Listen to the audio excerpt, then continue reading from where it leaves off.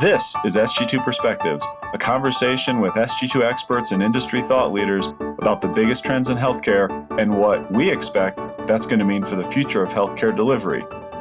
We're starting to really see the evidence of that in these strategy exchange discussions. I would characterize it more evolution than revolution, and I think that's probably important for folks in strategy to hear.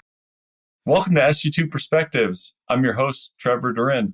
This will be our second debrief we're going to do from a series that we're leading in 2022 called the Sg2 Strategy Exchange. The exchange is a networking and shared learning opportunity focused on strategic planning leaders. And the second session was focused on the planning process. We had about 40 organizations involved, and we learned a lot from both a survey that participants complete prior to the session and the discussions in our 90-minute session. I asked my two colleagues who are co-leading the exchange with me, Janelle Kwan and Jennifer O'Connor, to join me today to share what we heard and what we learned from the many participants. Janelle, I'll go to you first. Give us an overview of what we learned before the session even started. What were some of the key takeaways from the pre-work survey we asked participants to complete?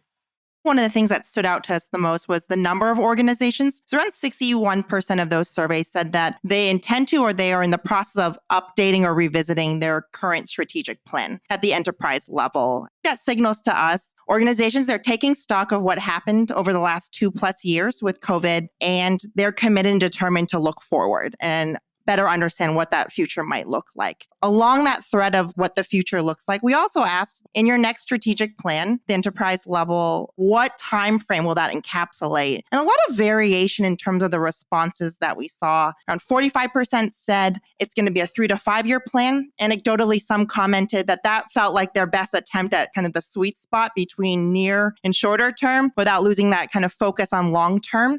Around 20% said we're going to go shorter, 2 to 3 years, and 25% actually said 1 to 2 years. There were folks who said our time horizon is beyond that. That plan will be 5 or more years, but they were really outside the norm. That degree of variation signals to us organizations are really trying to right size what fits for them and where they are and where they stand. I don't think it'll surprise anyone when we ask the same question around their service line specific plan that time frame was compressed. Around 40% said 1 to 2 years, followed by those who said around 30% said 2 to 3 years.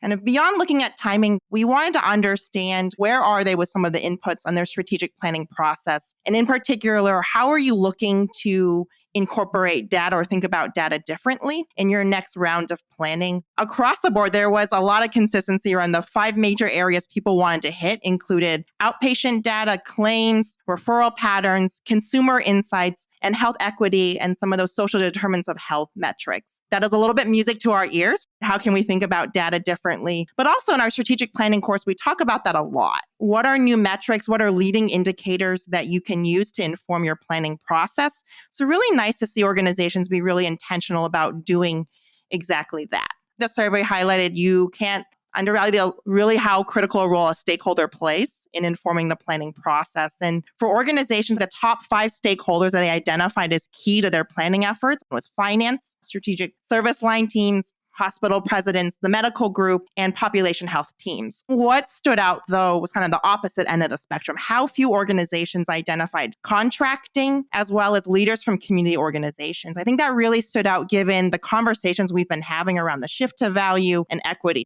We'll be curious to see how that pans out in short and near term. But I'm definitely missing some things. Jennifer, anything else I think from the survey that stood out to you or maybe was potentially surprising?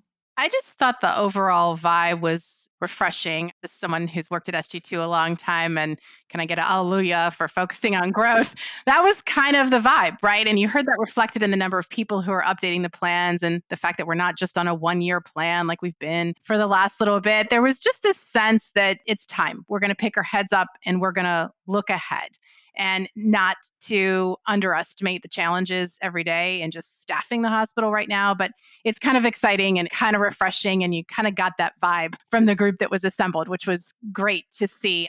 The other thing that really struck me across both the survey and the conversations, particularly when we were talking about data, was just that thirst for information about consumers. We've spent the last 2 years trying to understand how consumer perspective was changing. We had to deal with things like safety and where were patients willing to come. We're just now so much more attuned. Not that we didn't pay attention to consumerism before, we did. We've been talking about it for a decade here at SG2, but it's just so ingrained now. And we are planning for patients in our market, and those consumers are looking for these things. How do we make sure we stay true to that? You just really got an essence of that in some of their conversations, and I thought that was great to hear. Those are all good ones. One thing from that first stat you shared, Janelle, that 60% are updating their enterprise plans right now. I saw that and said 40% aren't. Oh my goodness, but that probably speaks to how many leadership teams are experiencing turnover right now. And it could make sense that that's not the whole 40%, but a big chunk of those are saying we have to wait to get a new leader in here and get some new strategic direction before we undertake that.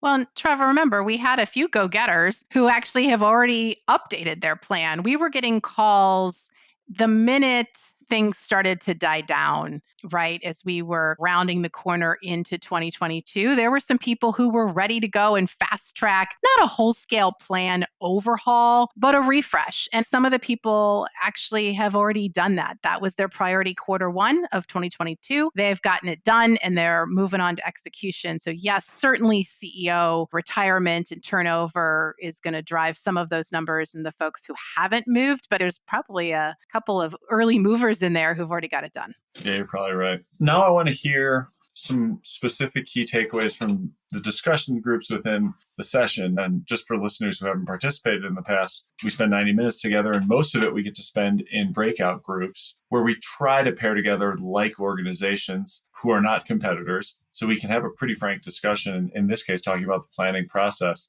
My group ended up being mostly health systems that had an AMC as their tertiary hub. And so it isn't so surprising. Most of those have grown through acquisition. One of the big themes for them was this next enterprise planning cycle, they're going to try to move from hospital level plans where there was kind of less system oversight, less system guidance on priorities, and less focus on being a system, to now one large market level or system level plan, depending on their geographic reach. At least in my small group, no one had a great solution for how to make that pivot any easier. As we can all imagine, they're not doing that much together as a system yet. And so the idea of planning together and having those system priorities kind of trickle down, not only the hospitals, but to specific markets, clinics, teams in those markets, was something they were really concerned about, and that they knew was going to take a different level of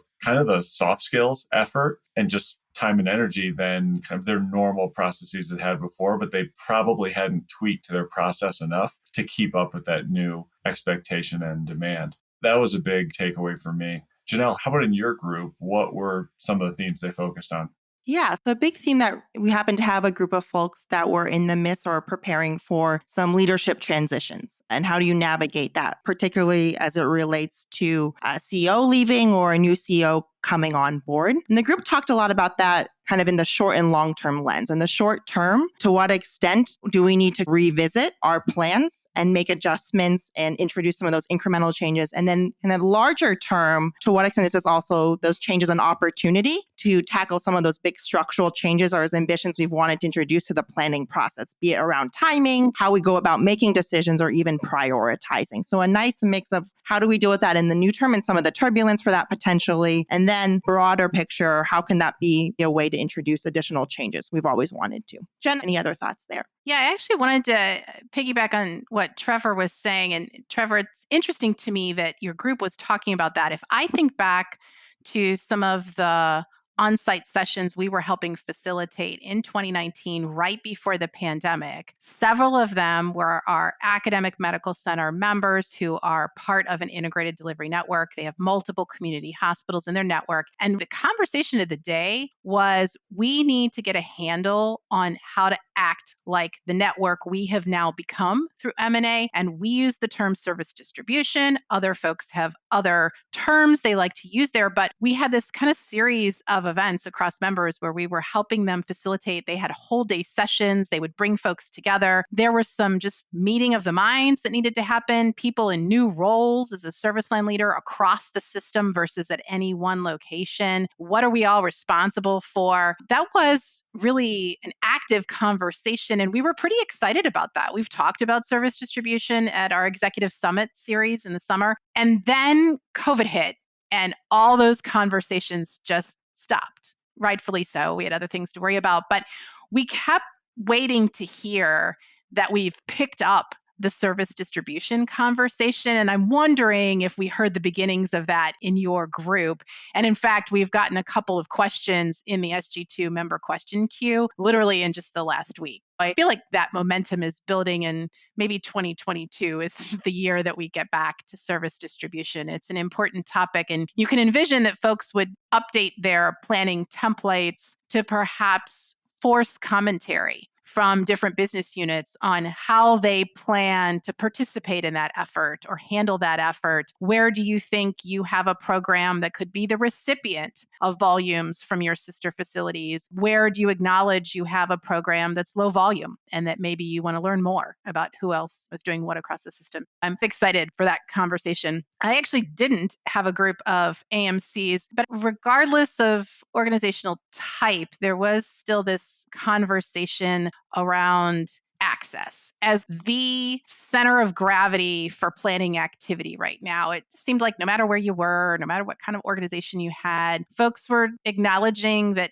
access felt like something they had to get their arms around, either because consumers want access, and if they can't get it, they'll go to non-traditional providers in their market and they'll get care somewhere else. If we have access to, say, primary care, that helps feed our medical and surgical specialists, which of course feeds our facilities. If we don't have access, we're not holding up our mission to the community, and that just feeds into the health equity issues we've acknowledged exist and that we want to work on. There was a lot of conversation of how are you making access the issue in the plan and helping people really think about how to address that. And everyone was kind of tackling it. I think the really interesting question, and no one had the answer, is could we get so good at it that we really can ride that to being the market leader? Is access really a differentiator, or is it just table stakes? And I don't know that anyone really felt like they had the answer there, but it was definitely an anchor of a conversation. And I would suspect that if we look at plans, the 61% of folks who are in the process or planning to update their plans, there'll be a big focus and section on access. I like it. I'm picturing the billboard somewhere. It's like, we will get you in to see a primary care doctor in 2 days or something. That'll be the market differentiator if someone can really deliver on that promise. Jennifer, back to something you were talking about around systemness and system planning. It was absolutely a continued theme with my group.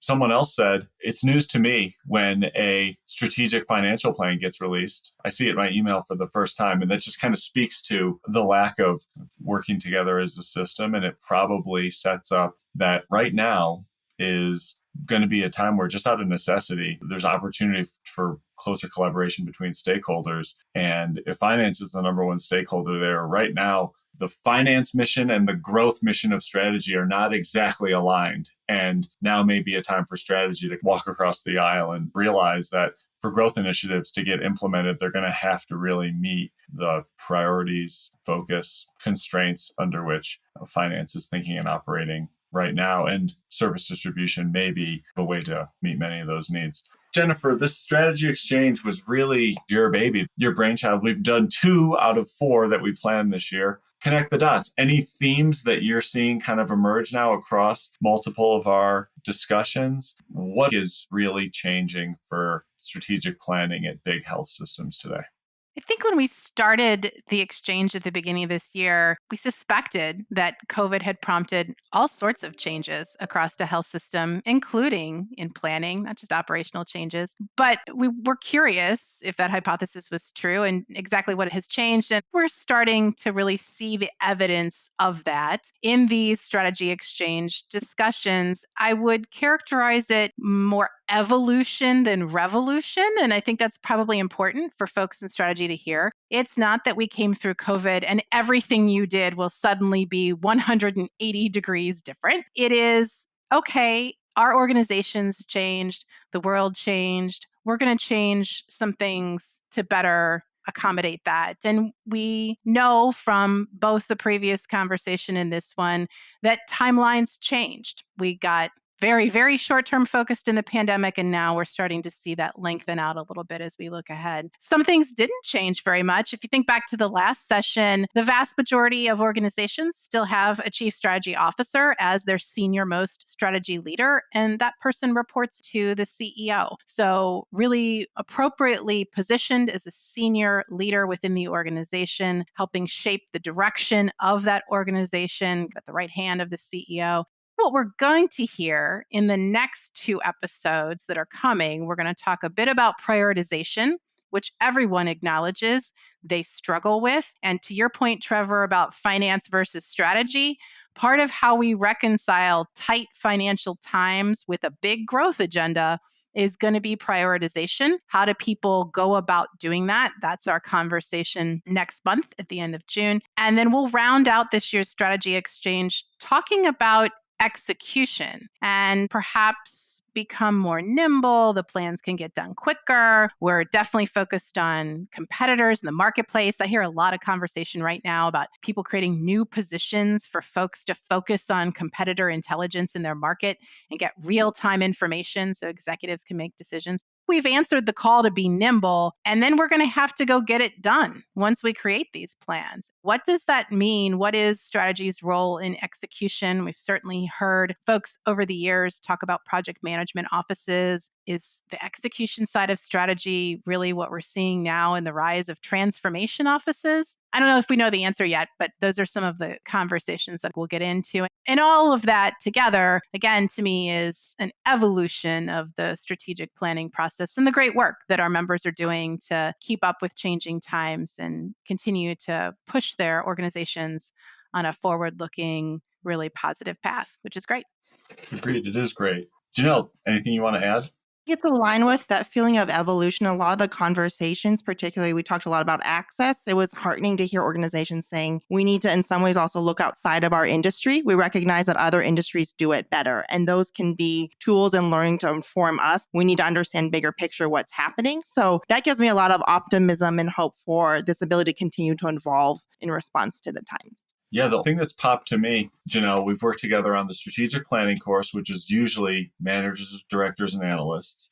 Then we have the exchange, which is mostly kind of VP level. And then Jennifer works with CSOs. The message coming from the CSO group is starting to reverberate in how the VP level is talking about their team and their process. Starting to, it's not keeping up. And then the managers, analysts, and directors still don't quite have the data tools to kind of keep up with the big vision of where strategy leaders want planning to go and the types of inputs they want in the planning process. But thank you both so much for joining. Excited to keep working on the exchange together and keep this venue going for SG2 members to connect with each other and make their planning team process, prioritization, and execution just that much better. Look forward to having you both on SG2 Perspectives again soon. Thanks so much for listening to SG2 Perspectives. As always, I really value your feedback, input, comments, or ideas for episodes, and you can reach us at sg2perspectives@sg2.com. Additionally, I recommend that you check out some of the other Vizient podcasts, which cover a range of clinical and operational areas. Those can all be found at vizientinc.com/podcasts.